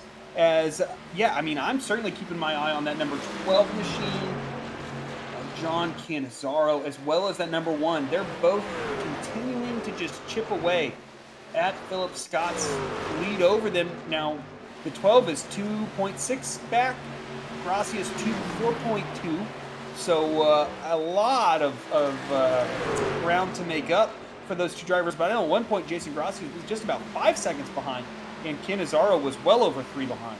And so they're doing a good job right now of slowly kind of making forward progress against Philip Scott. And I think that number 1 was better as the runs went on. And so I think that tire advantage that the number 99 has over Jason Grassi is likely to kind of fade as this run goes on. I don't know that that's the same about John Cannizzaro. I don't think we've seen that 12 be quick enough on these longer runs to probably negate the tire advantage that the number 99 has. But we shall see. It's Jason Grassi's now well under 4 seconds, 3.7. Look at that. Let's just watch that number 1 in 6th position. Look at that time just chip away there, Carlos. Is every single lap, it seems like it's 2 to 3 tenths. Let's take a look at the difference between Scott and Gracias and see how much that's changed. As I go ahead and pull that up right now. Look at that. Wow. Big difference. Yeah. I mean, a tenth and a half, 2.02, 4 tenths, 2.5 tenths. Yeah, I think I think the one is starting to get into some dirty air from John Cannizzaro, who is definitely starting to fade, which is what we have seen from that 12 pretty regularly. Ooh, that is the apron. The number 1 should not be doing that as he flipped the apron. Oh, my apologies. I'm watching the broadcast feed. I need to watch your feed, Carlos. As here we go, the number 1 is making a move underneath the 12. I don't think this is going to be much of a contest. It is not, as the 1 clears him through 1 and 2. And that delta, even with that pass, continues to fall. Now, of course, delta is the fancy Formula 1 term for interval between the a specific named drivers. And in this case, the number 1 at Gracias and the number 99 at Philip Scott. And yeah, I just think that the number 1 machine is going to be the driver who is most likely to be able to get up there and compete, not to diminish Jeff Price, who is, by the way, still under 0.3 of a second behind Philip Scott, now under 0.2 of a second behind Philip Scott, right around there, or Stan Houseman. Yeah, that 14 is certainly not letting him get away, as the 99 now running that higher lane, trying to make that truck work and turn up there. I think the 14 machine is just trying to keep clean air on that nose. I gotta say, Carlos, I like the iRacing effort to make things more realistic, but when they introduced dirty air, it really, really, really, really made it worse in the sim. Because all the problems of real life were, congratulations, introduced into the sim, and now it's harder to pass people. I wish you could that was an option to turn off in leagues. Yeah, that was some close action going on between John Cannizzaro and the number 23 machine. That is, ooh, we're gonna get. I know it's one of the Whites not related to each other. I'm guessing Travis White, 23. Is it Travis White or Justin White? Travis White, got it right. Wow. Justin White's in the number 2. Got it right. Close action going on there is the number 1, or number 11 rather, 2 ones in on the side of that truck. Of Chris Darling is in 8th position. Again, a really good recovery. I thought that 11 was absolutely toast when that wreck happened. He got involved in that incident. Yeah. I mean, he took a huge impact. As the number 1, Jason Grass is checking the delta time right around 4 seconds right now. That doesn't seem right. Is it 4? I guess it's around 4. I don't know. But now Philip Scott doing a good job, but just can't scoot away from that 14 in Carlos. When you have that driver behind you, just never kind of letting up as far as pressure is concerned, it's just not a comfortable feeling because you never feel like you can kind of, I mean, maybe this is just my flaw, but I never feel like I can necessarily take the eye off my mirror because I need to keep an eye on what they're doing because maybe they found a groove in a lane that I haven't, and you're not just able to kind of focus on running your race. Maybe that's what I should be doing, but I know that that's certainly something that can be really difficult to do when there's a driver that's about 3.5 tenths behind you.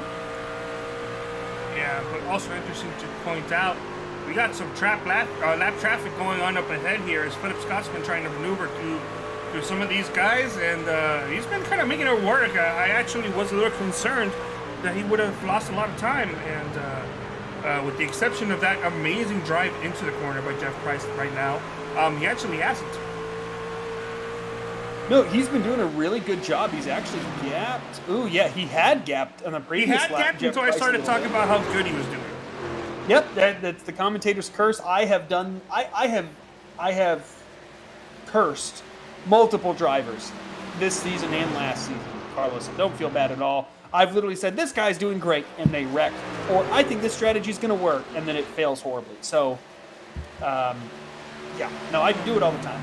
It's certainly a thing that is, I don't know if it's real, but there's a lot of coincidences that happen. Let's just put it that way. As the number 14 machine still doing a good job of hanging on. Jason Grassi is now 3 seconds behind Philip Scott, although now that number 1 machine in heavy lap traffic, the same lap traffic that the 99 had to deal with, although I think that turn 1 and 2 went about as well as it could for that number 1 machine with that 2 just ahead of him, about 1.5 seconds ahead, so not just ahead, but a little ahead as Philip Scott continuing to drive. And another driver that's really impressive to me tonight, Carlos, is that 39 machine, Stan Houseman, in 3rd position, started in 27th position, didn't even take qualifying time, now running in 3rd. What a job by Stan Houseman. Up 24 spots, biggest mover of the race. So yeah, fantastic job. So before I forget, I'm just going to go ahead and say it because I might forget with all that happens post-race. Taz Racing Customs diecast do a fantastic job. Sponsor our biggest mover of the race.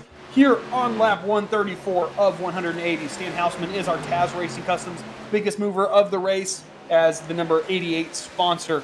Oh, whoa. Somebody just blew up. Ooh, oh, was it the 84? I think it was the 84. Yeah. Yep. No, 27. Yeah. Oh, yeah, 84. Well, yeah. Yes, but that's the 84. Yeah, no, he is not under power right there. As these two trucks certainly are. The 14 of Jeff Price, I gotta say, I think he has started to really make progress on this number 99 and really started to look like genuinely the better truck. Sometimes when that truck behind you just kind of mirrors what you're doing, they can hang with you for a little bit, but then they tend to fall off once they just kind of get out of rhythm for just a split second. That is not what's happening with the 14 machine. He is actually increasing his pressure on that number 99 and making his life just a little more difficult each lap, it feels like, as we are now coming to the closing stages here, Carlos. What were you saying? So we're at 44 to go right now. As well, we went quite a long ways last green flag run.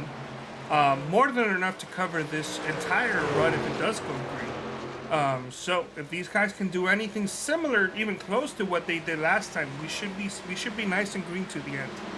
The question is now, when to pit.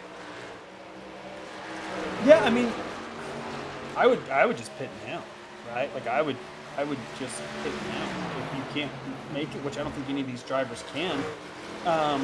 Especially if I'm not a driver that's locked in and I'm way out of it in points, I would just pit now. If I were a driver that realistically isn't going to get one of those wild card slots, like maybe the 7. Although that 7 looks a little beat up. He was involved in the first incident on lap 16. Yeah, exactly. So I don't think the 7 is at. Yeah, he's 3 laps down. But if I were, who's a good example? I mean, and if I were a driver locked in, by the way, if I were the 11, if I were the 1, if I were the 12, I would gamble too. I mean, you're not going to lose anything. Those drivers are seeded by wins. With tiebreakers involved, but if you can, it doesn't hurt if you finish dead last or second. If you're already a truck that's locked in, you really should be trying to gamble to make or to grab some more race wins. So first is drivers like Stan Houseman. I don't think Stan Houseman has a win. I should definitely know that. I will pull up the points. He does not have a win. But here we go, a truck on pit lane. I'm not familiar with that paint scheme, so that was Andrew Jensen. There we go, Andrew Jensen, a fairly new driver to this series. The 14 showing his nose right there. Where was, the number 1, Jason Gracias, coming onto pit road. Interesting. Number 1 is Jason Gracias. Cut it to under 3 seconds. I think this is a fantastic move by this number 1. Everybody is going down pit road. Yeah, the 88 coming down. I think everybody's going to start to make their move. Oh, the 14 into the inside wall. That's not going to bring out a caution, but that is going to end the 14's competition for the race win. Ooh, there is a caution. I don't understand was this a thrown that. Caution? That was a thrown caution. I disagree with that thrown caution.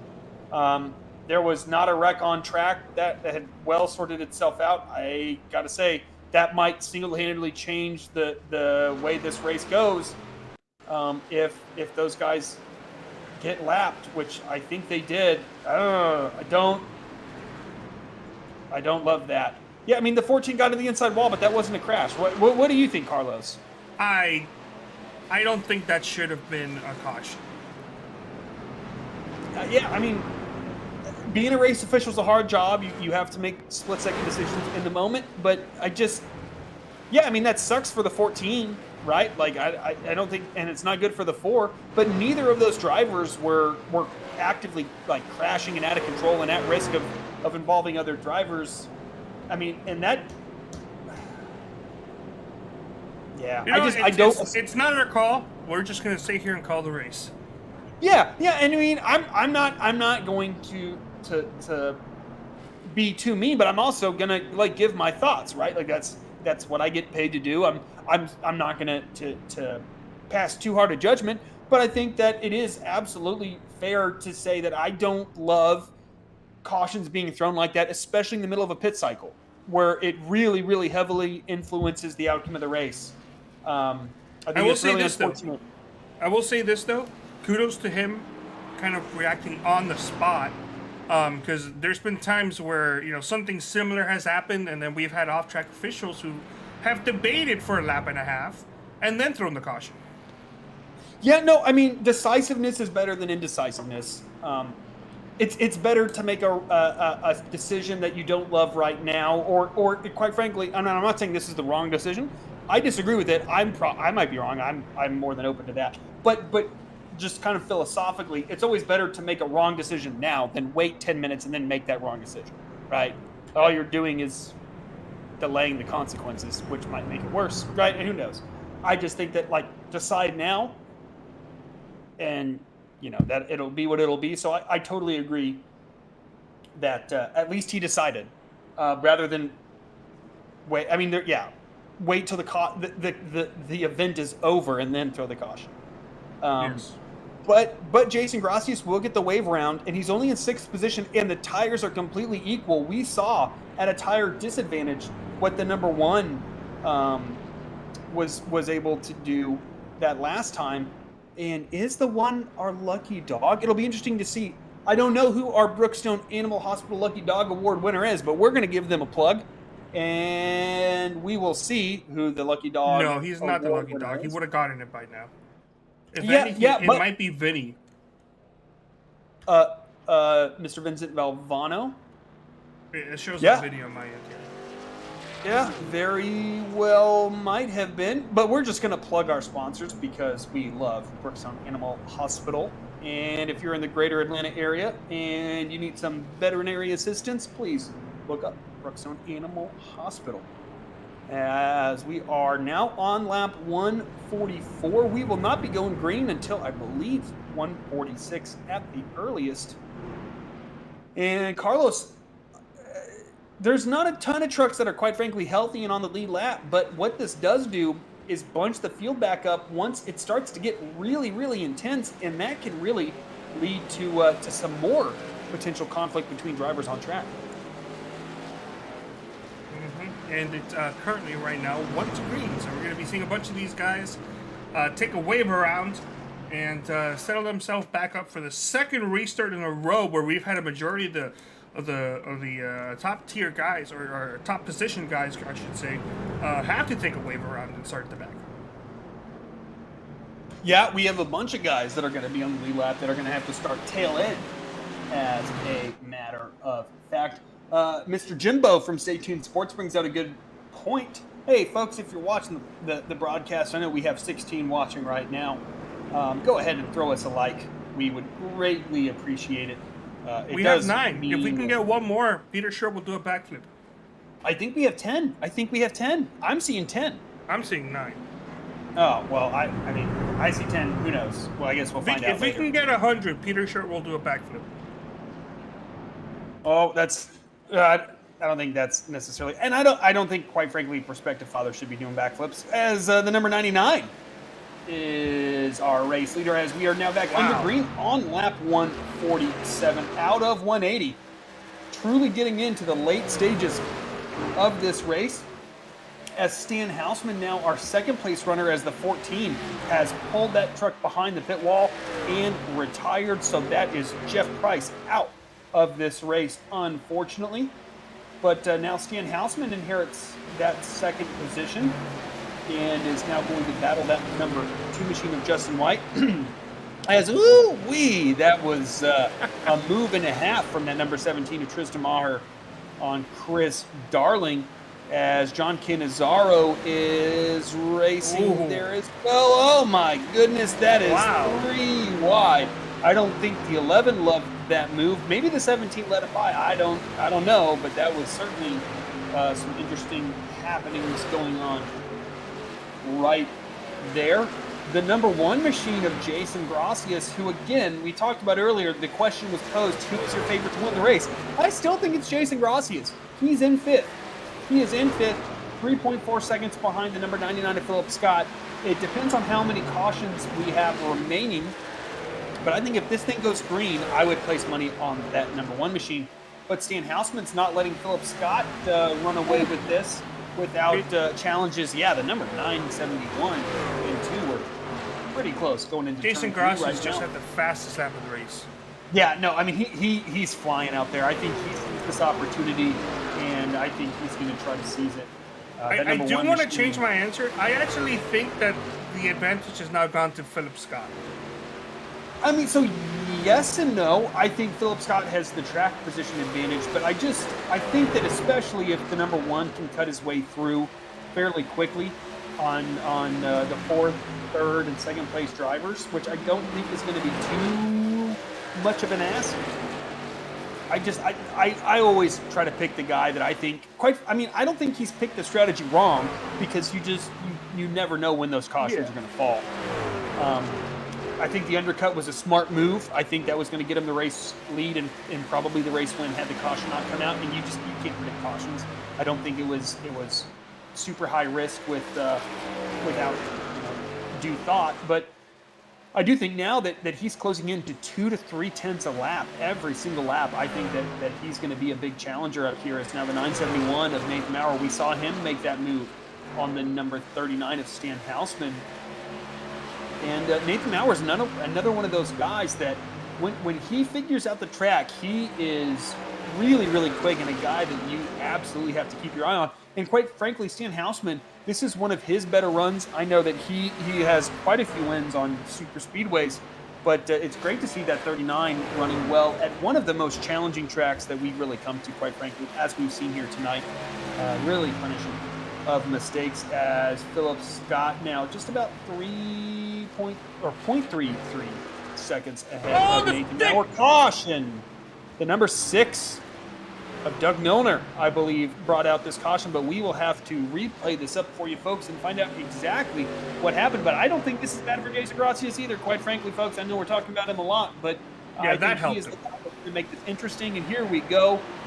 What happens? Do they try to force a 3 wide? They do. Oh, the net 4 code. the 6. And there you go. Oh, man, that's a caution. That was not a thrown caution either. That's crazy.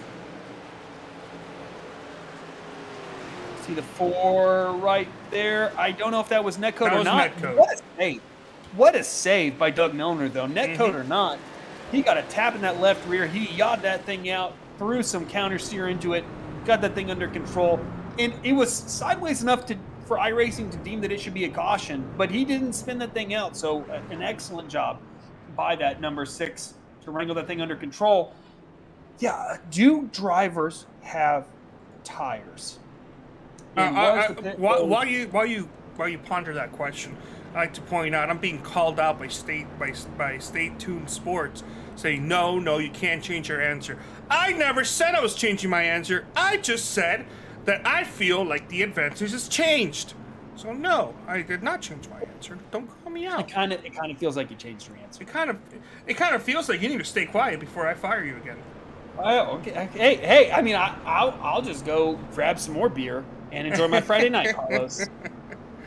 Don't threaten me with a good time, okay? Yeah, I mean, to be fair, you can change your mind on whatever you want to change your mind about, but you definitely changed your mind. Oh no, we have some new tire heroes incoming. So yeah, who pitted exactly, Carlos? It's just Doziak? Let's see, what lap are we in right now? We are on lap 156. Nobody's gone down pit road except for Doziak. And he was getting some damage repair. He's the only one. So new tire hero. Yeah, I wonder if some of these drivers are out of tires. You get a total of 3 tire changes. Some lap down vehicles are going down pit road right now. Is that the 11 of Darling? Was that the 11 of Darling? No, Darling is out of the track. Okay. It looked like a blue and white truck. Yeah, I'm kind of surprised. I thought that we would have seen someone closer to the tail end of the lead lap come down and take tires. You never know. Maybe they just don't. Yeah, they didn't. But also, I think most drivers have pitted twice. Am I wrong in thinking about that, Carlos? Because if they pitted 3 times, they don't have tires left. But if they pitted twice, they still have a set of stickers. I'm being shown the pit counter. All the drivers in the top 10 have at least gone down pit road 3 times. The one driver that's actually gone down pit road the most times in the top 10 and on the lead lap is the Steven Doziak. He's actually that was his 6th time in pit road. Of course, because of the tire limits, it means he did not take tires every single time, but he's gone down pit road at least 6 times. Yeah, that's so there we go. That's why they're not pitting. Is that exact reason? And so I think this is going to be the battle. However you treated your tires on that last run is going to be what you're stuck with. And it's going to be interesting to see as we're going to go green with, I believe, under 20 to go. If we get the we're at 23 to go. If we get 1 green now, we'll be going down with 21. Yeah, 21 laps to go is when we're going back. Yep. Sure enough, I can't do math. No surprise there. As Philip Scott taking that outside lane here on lap 159. It'll be interesting to see. That gives an advantage once again. Oh, we got some movement going on. No big deal. Looked a little more dramatic than it actually turned out to be. But Right, it happens, right? In racing, you're like, oh, that's going to be never mind. Yeah, it gives an advantage to that entire outside lane. All of a sudden, you're starting in fourth, but kind of realistically, you're actually starting in third because you get to go on the leader's tailgate and kind of judge it a lot better than on the inside lane. I'm a big proponent of VR ever since I started using it earlier this year, and I think that's one thing that VR can really help with is on these restarts. I know I've gotten a lot better at it, as it can be really hard to judge, especially on a single monitor, exactly when he's going. But here we go, Philip Scott on the outside lane. The 971, Nathan Maurer, actually a little ahead of him right now. Oh, wow, look at that. Shot out of a cannon was that 99. Nailed that restart. Is the 971, oh, the number 39. Oh, man, there's some really close calls and potential lane changes on that restart. It'll be interesting to see how that is judged. I think, based on what we've seen, I don't know that there will be any penalties. As the number one, Jason Gracias, making a move on Stan Hausman going into turn 3. This will be for fourth position. If Mr. Gracias is able to complete the pass, he does. Here, coming to 20 to go. Fantastic restart by some of these guys, but none other than Philip Scott. He's nailed every single restart he's been on. Well, actually, to be fair, the start of the race is not a restart, and that's the only one he kind of struggled at. Every other restart, he's done a fantastic job, and while he's had the lead, he's been able to get a big gap every single time. So, interesting to see if Gracias can be able to, now that he's actually, within there, be able to do something with 19 laps to go. Yeah, I think he needs to get through these guys fairly quickly. I do think that Philip Scott seemed like he was especially quick on that burst after the restarts, those first few laps, and then it seemed like the other drivers would catch him. But I don't think that he had gotten a restart quite like that restart. And so I think that when you're able to kind of gap people to a certain point, they're no longer able to judge their marks based off of you, and sometimes that can, again, as I said earlier, it can make slower drivers faster when they're behind someone who's quicker than them, and then once they fall away from their bumper, they lose their ability to kind of base their driving off of that quicker driver, and then they typically lose a little bit more time. All right. Sometimes it's not the case, but people have been requesting, they wanted to take a look at the restart. Here is the restart in multicam. Here we go. Restart on the high lane. They're saying more change lanes.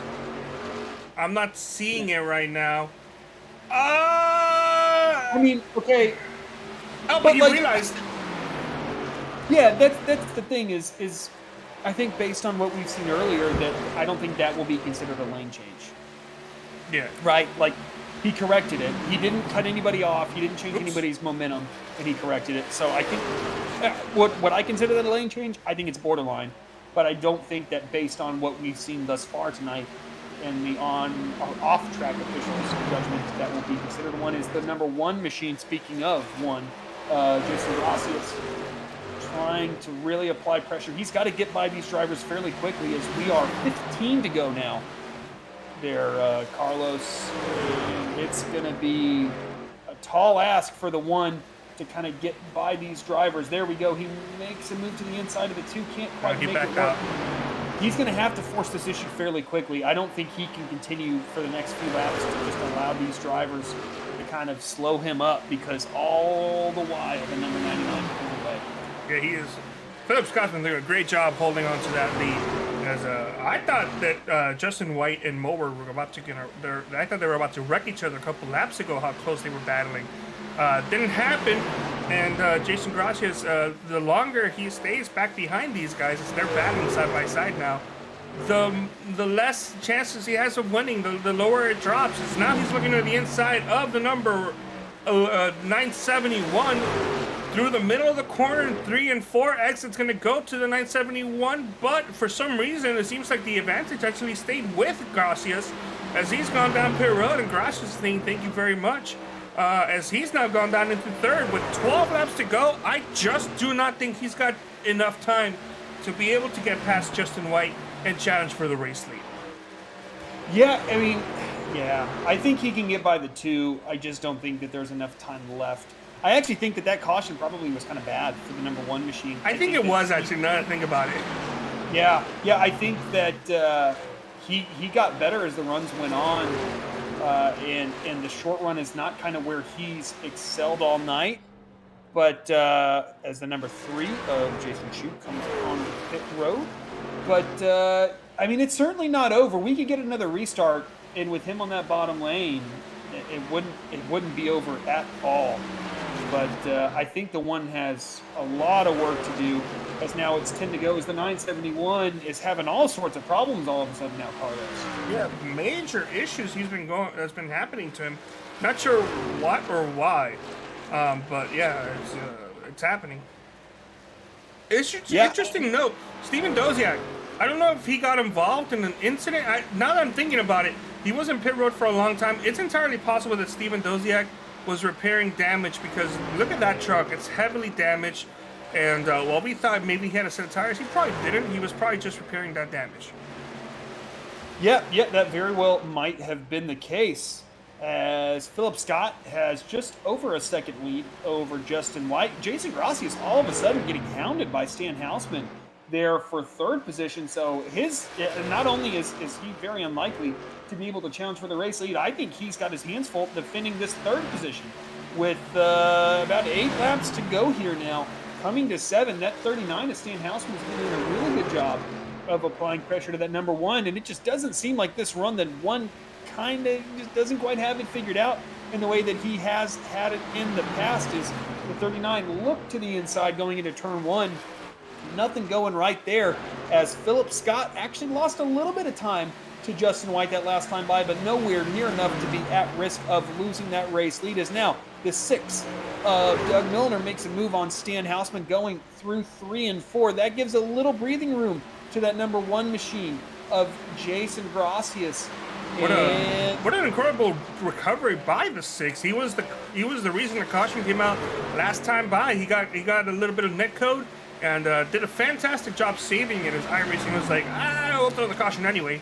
So fantastic job, fantastic recovery, and looks like he's going to be finishing the top 5.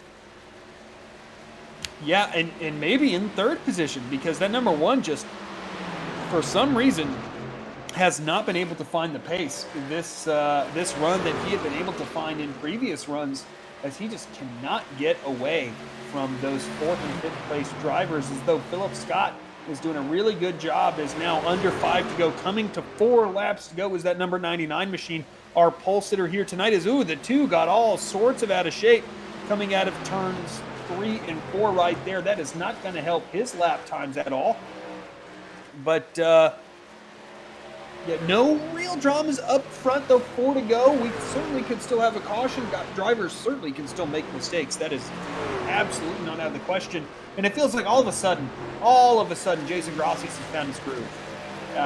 It's a little late for that number 1 machine, but it feels like all of a sudden he's been able to start pulling away from 4th and 5th place.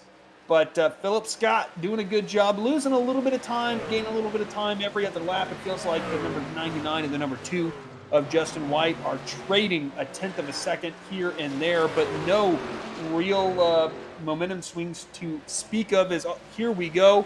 We have 2 laps to go for that number 99. And what Philip Scott really wants to see here, Carlos, is that white flag, because that means a caution will not come out. Yeah, and going down the corner into 3 and then 4. As he gets out, he's just going to have 4 sets of corners remaining after this. With the white flag coming out, this race is essentially over. And as long as he doesn't make any major mistakes, he should be able to come home scot-free. Maybe pun intended, maybe no pun intended. Is Philip Scott, pun intended, going down in the backstretch into 3 and 4. And here comes that number 99 machine. We've talked about how much he's improved as the season's gone on. Philip Scott wins here at Dover in the Baycraft 180. A fantastic run for that number 99 machine of Philip Scott. I believe that this is Philip Scott's first win of the year. It is, and this might be his first career win. I have to double check that. We'll go ahead and throw those stats up there. Yeah, I'm not seeing, well, this is showing his overall series results, which is not super helpful, but a fantastic job nonetheless, as it's at the very least his first win of the season and possibly, I think likely, his career here at NSRA. So a fantastic job from Philip Scott, burning that thing down on the front stretch. Justin White comes home in second position with Jason Gracias bringing home third. And we saw a little bit of biffle action going on the front stretch as the 99 got into that inside wall. So hard to do burnouts here at Dover, but I'm sure Philip Scott is enjoying this moment. Very difficult to do them properly. I'm sorry, I'm laughing. That's a wheelie. I haven't seen the truck do a wheelie like that before either. And then, yeah, I mean, hey, enjoying the moment. Yeah. The number 2 in the 99. Good to see as the 99 finally resets. But there we go, Carlos. And now we'll go ahead and get those interviews lined up. Let's go through the race results first. Yeah, okay, so yeah, we'll go ahead and run through these race results. Philip Scott, our race winner. Justin White in second. Jason Gracias rounds out our podium. Then it's Stan Hausman and Doug Milner rounding out our top 5. Nick Kessler, Chris Darling, Nathan Maurer, Stephen Doziak Jr., Tristan Maher round out our top 10. Then it's Vinny Valvano, Garrett Gleason, Ben Mashburn, Andrew Jensen, Travis White, John Canizaro, Jason Shue, Jeffrey Johnson Jr. in 18th position. Then in 19th position, we have Jeff Price. Then Case Collenbach in 20th. Garrett Austin in 21st.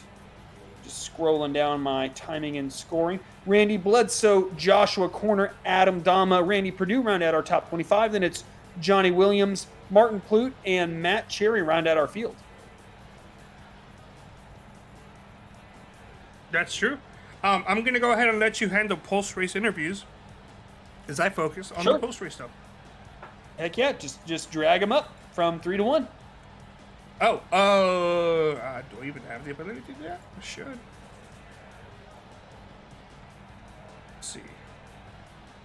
Let's see if we can get a quick word in with your third place finisher, Jason Gracias. If I can find him, here we go. There he is. And let's go ahead and move him up into the interview waiting room and then up into the booth. There you go, Drew. Jason Gracias right there. Hey, Jason Gracias. Drew Eisman up here in the 3-wide TV booth. You got a copy? Yes.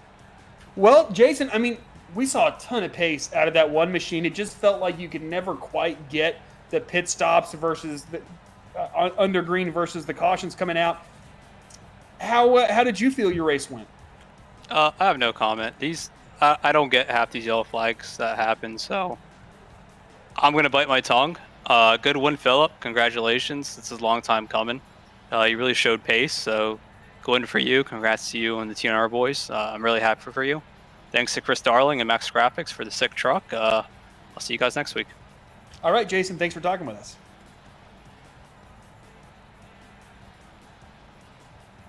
Oh, right, yeah, that's right. It's my responsibility to bring the next person No, up here. it's cool. So, I mean, hey, Jason Gracias didn't want a lot to say, so I'm not going to force him to keep answering questions. That was his interview. And here we go. Now, Justin White, our second place finisher. Justin, Drew Eisman up here in the 3-wide TV booth. You got a copy? Yes, sir. I got you loud and clear. Well, Justin, I got to say, starting 19th, I certainly didn't have you pegged to possibly interview you tonight, but here you go. You find yourself on the podium. Tell us how your race went. It was kind of hairy at times. Just trying to get, I guess, guys, all over the place, lap cars here and there, everywhere else. My biggest thing at Dover, I know how this track kind of wears the tires out pretty quick, so I figured if I can't get a fast lap, which I'm not known for qualifying really well unless it's, just by a fluke. I actually got the pole here last year, but or last season before, but just run that low line, keeping your tires underneath it, keeping them cool, especially with that track being almost 135, I think, at one point. It was going to burn that right front off really quick, so I knew I had to be patient. Yeah, and we saw a lot of drivers have problems both with tire wear and with the exits of both 2 and 4. How tricky was it to nail the exits of those corners and keep it off that outside wall? It was a lot. Actually, corner entry was the biggest part of your exit. If you didn't enter the corner right and either trail brake or let off just enough going into the corner, you were going to the wall on corner exit. You had to let it carry a little bit more if you enter the corner. So it's just it's self-awareness, knowing where you're entering the corner. If you're entering too deep, then you need to let it roll a little bit more. If you're entering too shallow, then you can probably get back on the gas where you normally think you can get on the gas and get after it. Because if you got on it too quick, it would have went to the wall, or it could have snapped out from underneath you with the tires and the track being greasy. Absolutely. And you know, I know you already have a race win this season, and you're certainly looking good as far as the chase is concerned. How much does it mean to run really well at a challenging track like Dover, given how close we are to the chase starting? It means a lot. It's a lot of chase momentum when we get there. Normally, I don't have a great start to the season, which with this year was no exception. I'm kind of like a mid-season, in-season kind of stride kind of guy when I start really hitting with good long runs and finishing up front. But by that time, it's too little, too late. So that race win is a big, what do you want to call it? Get out of jail free card. Kind of put it in your back pocket, and you can just kind of freely go after it, knowing that you're pretty much locked in for the most part. Especially being, I think, 3 or 4 spots above that 8th position. So, because the last 2 positions are put in on points, so that is another extra layer of making sure you're not have a win and don't have enough points to transfer. You definitely don't want to be in that situation. Absolutely. Well, congratulations on your 2nd place finish. Thanks for talking with us. But before we let you go, let's hear those shout outs. Yeah, I want to give my whole Simbox team shout out. Doug Neal, Nate Maurer, Travis White. I think Martin was in there for a few minutes this week. Robert Dudley, he's in there from time to time. Just appreciate those guys, running race strategy off of each other, so we kind of got an idea of when to pit, when not to pit, who's using the most fuel, who's not. So that way we can all be there at the end, because I think me and Nate, we were battling pretty hard there towards the end. Just like I said, just trying to protect each other and kind of hold that team where you can do it alone, but if you got people to bounce ideas off of, it helps. And then shout out to my truck sponsor Grimes, Chris, for everything he does in the league, and shout out to you guys for putting on the broadcast. I know sometimes these aren't the most glamorous things and can get a little mundane and boring, because I've been there and done that. So appreciate you guys keeping it interesting for everybody. Well, thanks, Justin. Appreciate that, and we look forward to seeing you next week. Yes, sir.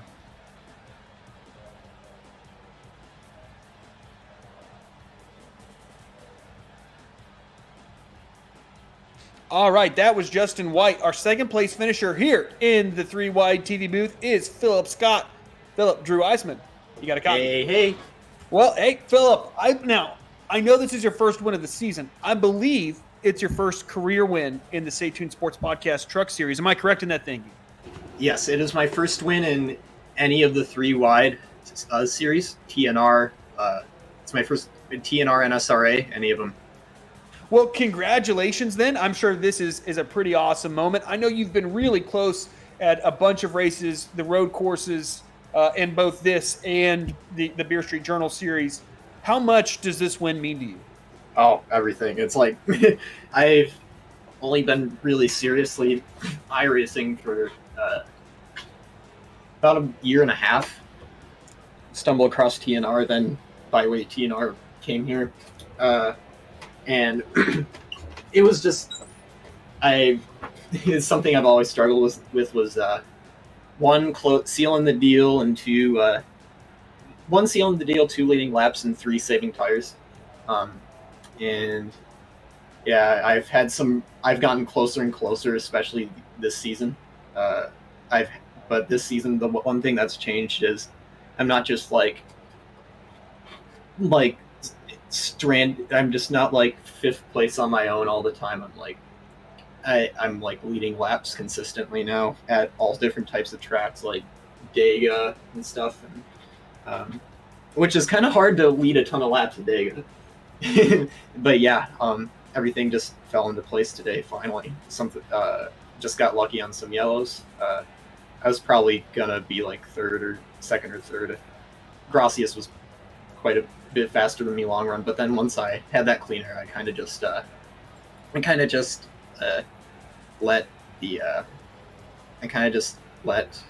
I wasn't gonna say it. I'm just too kind of just dictated the pace, and then my tires were way better once I took the lead. But so yeah, I'll keep it short. Yeah, I mean, you basically gave my thoughts as a response to that question, but kind of bigger picture, 2 more races until the chase. I think this win would make it incredibly unlikely that you don't make it. It essentially locks you in, especially given where you are in points. I think even if there are a couple new winners, I think you're pretty safe as far as the chase is concerned. What does it feel like to know that you are, in essence, locked into the chase, and now you have 2 races to try to rack up a couple more wins? Feels good. Yeah, because I've been just trying to rack up the points. Been unlucky a lot of the time. I think I have the most top 5s of anybody this season. I think I was like 3rd in, not counting wins, like regular season points before this race. I just had, a couple like good runs that I goofed myself up, ruined myself. But yeah, it definitely takes a big weight off, not just for the playoffs, but just iRacing in general. Like when I saw Hemrick win Xfinity in real life, that was huge for me because I was just like, if that dude, after all his horrible luck, can win, so can I. And I just knew it was coming soon, considering I was like starting to lead laps more and more. So finally.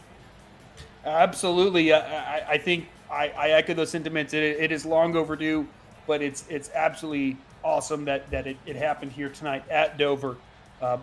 Congratulations once again. Before we let you go, let's hear those shout outs. Yeah, of course. So obviously first National Ninja League. We are getting ready for announced regional championships, and then from there we'll be announcing the world championship location and everything. That'll be around April, I think. But yeah, we're planning the course and everything. I'll be sure to. Hopefully, everybody tunes into that. It will be all live streamed everywhere. So yeah, and also shout out to Ryan Vargas, who I know has joined NSRA. I was thinking to myself, hopefully he's watching this because I can show my skills to a real life NASCAR driver. So yeah, it's really cool that he's in this league. I'm a little fanboyed whenever I get to race against real life drivers. So yeah, pretty cool to have him here. Yeah, totally agree. Thanks for talking with us. Congratulations on your first win. Now go celebrate that thing.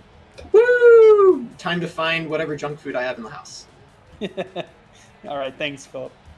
Yep.